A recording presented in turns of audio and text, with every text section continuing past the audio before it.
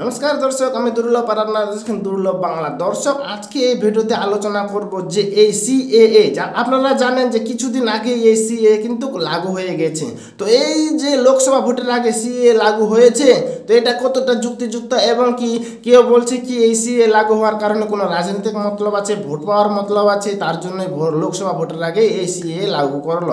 তো আমি এই ভিডিওতে আলোচনা করব যে সিএএ লাগু করা এই সময় কতটা যুক্তিযুক্ত, হ্যাঁ, আর কতটা যুক্তিযুক্ত নয়। দেখো, বিরোধী পার্টি তো বলছে যে লোকসভা ভোটের আগে সিএএ লাগু করা মানে ভোট পাওয়ার জন্য। ভোট পাওয়া অনেকটা অংশেই যারা বাইরে থেকে আমাদের দেশে ভারতবর্ষে এসেছে তাদের ভোট পাওয়ার জন্য সিএএ লাগু করা হলো এই লোকসভা ভোটের আগে। তো ব্যাপারটা হচ্ছে কি, দেখো, লোকসভা ভোটের দিনক্ষণ কিন্তু এখনও ঘোষণা হয়নি যে কত তারিখে কোন মাসের লোকসভা ভোট হবে। এটা কিন্তু দিনক্ষণ এখনও ঘোষণা করা হয়নি। আশা করি ঘোষণা করা হয়ে যাবে খুব শীঘ্রই। তবে তার আগে কেন্দ্রীয় বাহিনী জায়গায় জায়গায় ছড়িয়ে গেছে। পশ্চিমবঙ্গের সমস্ত জায়গায় কিন্তু কেন্দ্রীয় বাহিনী পৌঁছে গেছে এবং কি আমরা দেখতে পাচ্ছি, হয়তো আপনারাও দেখতে পাচ্ছেন আপনাদের এলাকায় যে কেন্দ্রীয় বাহিনী পৌঁছে গেছে। ভোট না দিনক্ষণ গণনা দিন তারিখ ঠিক না হওয়ার আগে কেন্দ্রীয় বাহিনী পৌঁছে গেছে। এইবার কেন্দ্রীয় বাহিনী পৌঁছে গেছে জায়গায় জায়গায়। তারপর বেশ কয়েকদিন পরে সিএ লাগু করা হলো, সিএ জারি করে দেওয়া হলো এবং কি সমস্ত দেশবাসীকে সমস্ত জায়গায় বলা হলো যে সিএ একদম স্টার্ট হয়ে গেল, চালু হয়ে গেল সিএ। আর কি এখন থেকে সিএ আওতায় যে পড়বে সে সিটিজেন, যে বহিরাগত সে বহিরাগত, ঠিক আছে। আর বহিরাগত এই দেশে আসতেও পারবে না, ঠিক আছে। খুব একটা ভালো সিস্টেম। তো এই যে সিএ লাগু করা হলো জায়গায় জায়গায় কেন্দ্রীয় বাহিনী, এবার সিএ লাগু হওয়ার ফলে বা পর দেশে কিংবা আমাদের পশ্চিমবাংলায় নানা ধরনের বিক্ষোভ হওয়ার সম্ভাবনা থাকে। আর কি বিরোধী পার্টিরা উস্কানি দেয়, উস্কানিমূলক কথা বলে যে সিএ সমস্ত ভারতবাসীকে বের করে দেবে, অমুক হবে সমস্যা, তমুক হবে সমস্যা। যারা এদেশে বসবাস করে আসছে বছর কা বছর, যুগ কা যুগ, তারাও কিন্তু বহিরাগত হয়ে যাবে, খুব সমস্যা হয়ে যাবে। এরকম কিন্তু উস্কানিমূলক কথা দেয় যারা বিরোধী দল, মানে এর বিরোধী করে আর কি, সিএ যে বিরোধী করে। এবার সেরকম উস্কানিমূলক কথা দেওয়ার ফলে বা কথা বলার ফলে নানা জায়গায় কিন্তু বিক্ষোভ শুরু হয়ে যায়, নানা ধরনের বোমাবাজি, মারামারি, কাটাকাটি ইত্যাদি হয়ে যায়।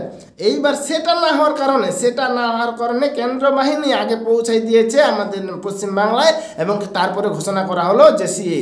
এইবার সিএ ঘোষণা করার ফলে কেন হলো, কারণ যাতে সে দাঙ্গা হাঙ্গামা, মারামারি, কাটাকাটি, বোমাবাজি, এই দুর্ঘটনা, এই ঘটনাগুলো যাতে না ঘটে সেই জন্য কিন্তু এই সময় লাগু করা হলো।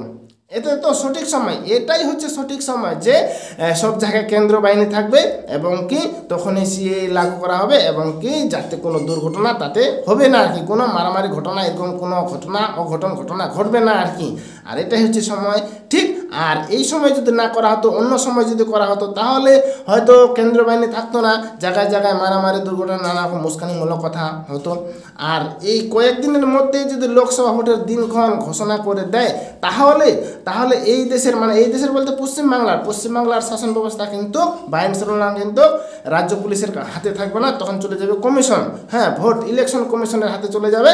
তার জন্যই ভারত সরকার বা মোদী সরকার এই সময় সিএ লাগু করে দিল। আর সিএ লাগু যেহেতু করেছে ওরা কি এমনি করেছে, ওরা অনেক ভেবে চিনতে, আমরা কি ভাবছি তার 10 গুণ 100 গুণ ওরা ভাবে চিনতে কাজ করছে। কারণ এটা শুধু পশ্চিমবাংলার সমস্যা না বা পশ্চিমবাংলাকে নিয়ে না, পশ্চিমবাংলাকে কথা নিয়ে না, এটা হচ্ছে সম্পূর্ণ দেশের কথা। শুধু তো এরকম না যে পশ্চিমবাংলায় শুধু লাগু হয়েছে নাকি, সম্পূর্ণ দেশে সিএ লাগু হয়েছে।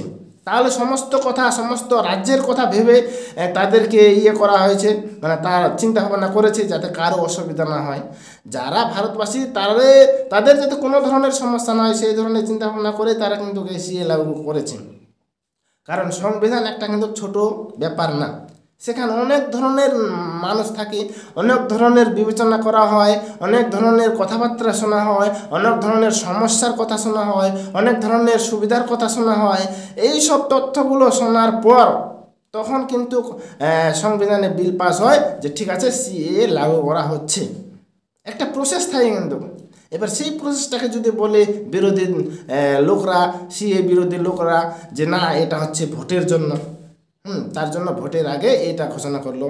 দেখো, এটা হচ্ছে একটা প্রসেস, এই প্রসেসটা এখন সাকসেসফুল হয়েছে, এখন ঘোষণা করেছে এবং কি সাথে পশ্চিমবঙ্গের জায়গায় জায়গায় হচ্ছে কেন্দ্র বাহিনী আছে, তারা সাপোর্ট করবে যাতে এই দুর্ঘটনা না ঘটে। তো সিএ লাগু করার এটা হচ্ছে অত্যন্ত পশ্চিমবাংলার ক্ষেত্রে, বিশেষ করে পশ্চিমবাংলার ক্ষেত্রে অত্যন্ত একটা ভালো সময় সিএ লাগু করা। যারা তো ভারতবর্ষের নাগরিক, তাদের তো কোনো টেনশনই নেই, তাদেরকে টেনশন করার কোনো দরকার নেই, তারা তো আছে এবং কি থাকবে, সে হিন্দু হোক মুসলিম হোক। জাস্ট যারা বাইরে থেকে এসেছে কিংবা এখনও আসতে চাচ্ছে, তারা আসতে পারবে না, এইটুকুই বাস। এইটুকুর মধ্যে সীমাবদ্ধ সিএএ। ওই এনআরসি আর সিএ অনেকটাই আলাদা, যেহেতু এনআরসি একটু আলাদা রুলস আছে, কিন্তু সিএ এটাই শেষ কথা। তো সিএ নিয়ে কোনো চিন্তার বিষয় নেই, খুব একটা দারুণ জিনিস, ভালো জিনিস, আমাদের সুবিধার জন্যই ওরা চিন্তা ভাবনা করে সিএ লাগু করেছে, ঠিক আছে। তো কোনো রাজনৈতিক মতলব না, আমি যেটা দেখতে পাচ্ছি জাস্ট এটা আমাদের দেশকে সুরক্ষা রাখার জন্য, যাতে ভবিষ্যতে অন্য দেশের জঙ্গি আমাদের দেশে প্রবেশ না করে আমাদের দেশে নানারকম বোমাবাজি যে কোনো জায়গায় করতে পারে, এই সিস্টেমটাকে। এবং কি আরও সুবিধা আছে, এতে আরও বহিরাগত না আসার কারণে আমাদের দেশটা আরও অনেক দুর্ঘটনা, অনেক অঘটন ইত্যাদি সমস্যা থেকে দূর হবে, মানে অনেকটাই কমে যাবে আর কি, এরকম সিএ। ঠিক আছে দর্শক, এই ভিডিওতে এইটুকুই ছিল বলার, দেখাচ্ছে পরে ভিডিওতে। ততক্ষণে ভালো থাকবেন, সুস্থ থাকবেন। আর এই ভিডিওটা যদি ভালো লাগে তাহলে আমার ভিডিওটাকে লাইক কমেন্ট শেয়ার করবেন, সাথে চ্যানেলটাকে সাবস্ক্রাইব করবেন, ঠিক আছে। দেখাচ্ছে পরে ভিডিওতে, ভালো থাকবেন, সুস্থ থাকবেন, বাই।